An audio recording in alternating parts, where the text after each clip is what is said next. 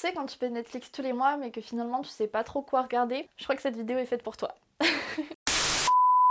Hola! Aujourd'hui une nouvelle vidéo et il me tardait vraiment trop de vous la filmer parce que c'est une vidéo que j'ai jamais encore faite sur ma chaîne. Je vais vous présenter mes 5 séries Netflix préférées que vous devez absolument regarder. En prépa j'étais pas trop Netflix parce que j'avais pas vraiment le temps, mais alors là j'ai dévoré des séries vraiment en très peu de temps. Avant de commencer cette vidéo, dites-moi en commentaire quelles sont vos séries préf. Et aussi assurez-vous de vous abonner à mon Insta là, maintenant, juste avant qu'on commence. Comme ça, vous allez pouvoir savoir quand je poste des nouvelles vidéos.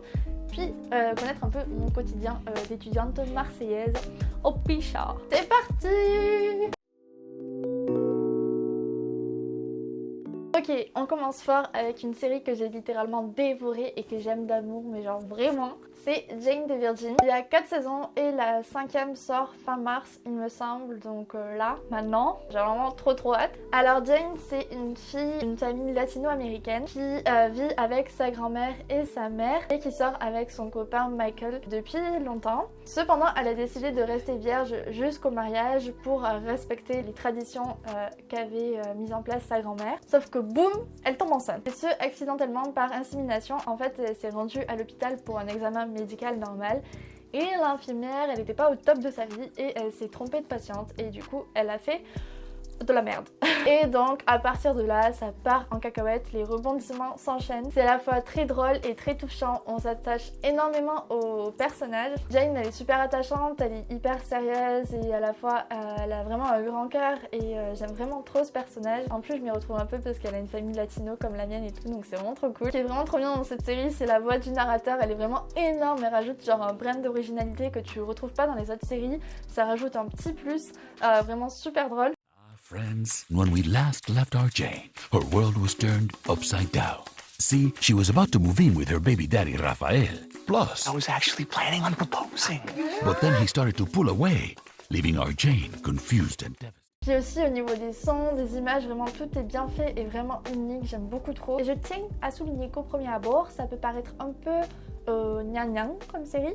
Mais en fait ça l'est pas du tout parce que en plus de cette histoire d'amour qui part en cacahuète avec le fait qu'elle tombe enceinte par accident, il y a en plus une histoire de meurtre, donc je peux pas vous en dire plus, mais en fait ça rajoute un peu ce côté policier que moi j'aime énormément. And luckily JR got back in time. Donc cette affaire de meurtre rajoute un peu le petit piquant qui manquait pour avoir un combo parfait dans cette série. Et je me rappelle en fait cette série je l'ai regardée au début de ma L3 et j'avais juste hâte de rentrer chez moi le soir pour pouvoir regarder cette série. J'étais tellement accro, j'avais tellement envie de regarder la suite à chaque fois. Au début, à la première saison, t'es en mode bon ça va et tout. Mais plus ça va, plus tu deviens vraiment accro. Et en plus, ça te met vraiment tellement de bonne humeur. C'est tellement beau et à la fois fort. Enfin, j'aime trop. Dites-moi en commentaire si vous l'avez déjà vu. Mais... Ah! Ensuite, on passe à Suits. Alors, cette série, elle est vraiment puissante. Genre, vraiment, c'est le mot. Je suis pas du tout le genre de meuf accro aux séries. Vraiment pas. Mais là, j'ai regardé les 6 saisons en l'espace d'un mois et demi. J'étais vraiment devenue accro, je faisais que ça de ma vie. Alors c'est une série qui commence un peu à dater, vous savez, elle a pour actrice principale Meghan Markle, qui est la femme du prince Harry en Angleterre. Et d'ailleurs dans la série, elle est juste super belle, elle est magnifique, super élégante et tout, enfin genre...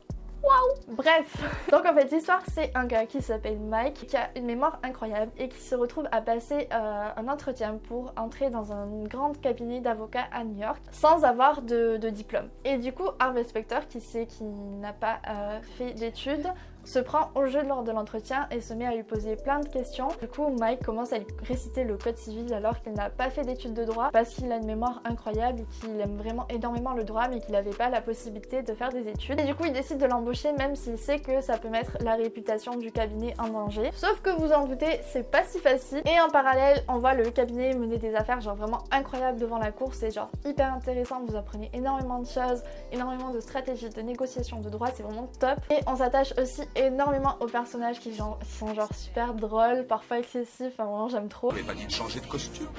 J'ai dépensé 500 $. Pour combien de costumes? Pour le plus grand. Plus grand comment? trouve que le scénario en fait il est hyper bien mené, c'est à la fois super fluide et vraiment fort. Les acteurs sont excellents, les plans sont juste hyper beaux. Je peux dire que j'ai regardé cette série quand j'allais avoir partiel de droit et ça m'a pas mal aidé et pas mal motivé à réviser. Voilà.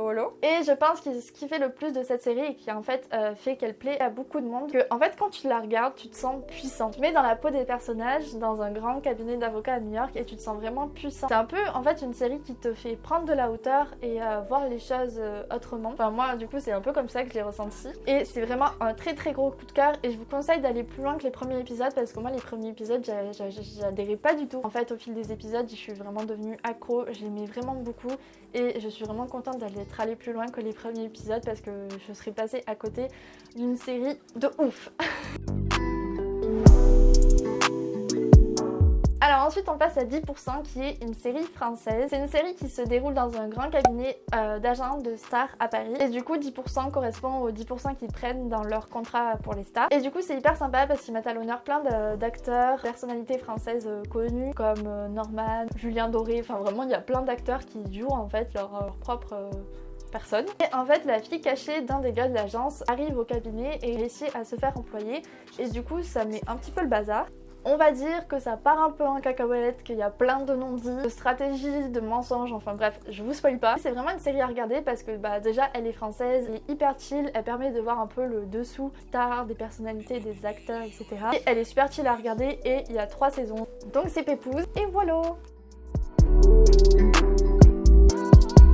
On passe à Sex Education, qui est une série qui est sortie il y a pas longtemps il me semble sur Netflix et que j'ai vraiment adoré, je pensais pas que j'allais aimer autant. C'est une série qui met à plat un peu tous les tabous chez les adolescents par rapport au sexe et de façon assez légère. En fait c'est un lycéen prénommé Otis qui vit avec sa mère qui est sexothérapeute et qui est très libéré, tandis que son fils il aime pas trop parler de tout ça.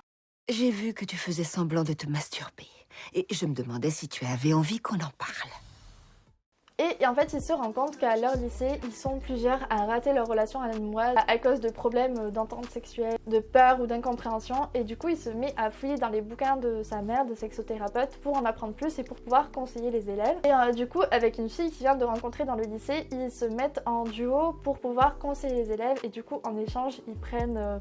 de l'argent de poche. Donc ils créent une sorte d'économie souterraine créée autour du conseil sexuel.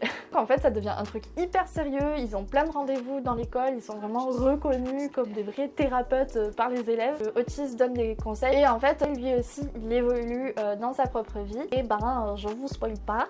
Et pour l'instant il n'y a qu'une saison de dispo mais à skip la prochaine arrive très vite. Donc j'ai très hâte parce qu'elle est vraiment super cool comme série. C'est une série que vous allez être en mode mais what Léla, pourquoi tu regardes ça? Mais moi j'aime vraiment beaucoup. Donc cette série elle est sur Netflix, c'est une série originale Netflix et elle s'appelle Afterlife. Le sujet comme ça a vraiment pas l'air ouf. En fait c'est un gars qui vient de perdre sa femme des suites d'un cancer et qui du coup vit son deuil. Si tu visionnes ça, c'est évident que je suis plus là. Et ça doit pas durer ni devenir une obsession. Tu dois réagir. Je vais te laisser un petit kit de survie pour t'en sortir sans moi. Et donc c'est une série qui est vraiment centrée autour du deuil et de la reconstruction. Et dit comme ça a l'air hyper déprimant, mais en fait le gars est tellement drôle, il est tellement sarcastique et il dit les choses cash comme ça.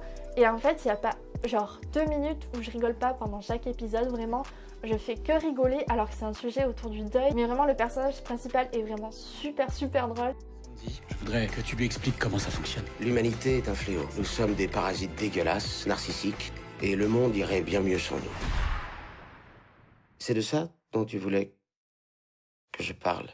Du tout. En fait c'est super beau de voir comment il se reconstruit, de voir toutes les épreuves qu'il affronte. C'est hyper bien filmé, c'est une série qui est tournée en Angleterre. J'aime vraiment énormément. Pour l'instant il n'y a que la première saison qui est constituée de 6 épisodes je crois. Et à chaque fois les épisodes font genre 25 minutes donc c'est vraiment pas très long à regarder et elle est vraiment super comme série. Donc je vous la conseille vraiment, c'est vraiment pas un truc déprimant parce que c'est à la fois hyper beau, hyper drôle, hyper touchant. Et on voit le personnage évoluer, faire son deuil et essayer de se reconstruire et c'est juste super beau et j'avais jamais vu ce genre de thématique dans aucune série, donc je trouve qu'elle est vraiment genre originale, en plus d'être une série originale Netflix. Voilà.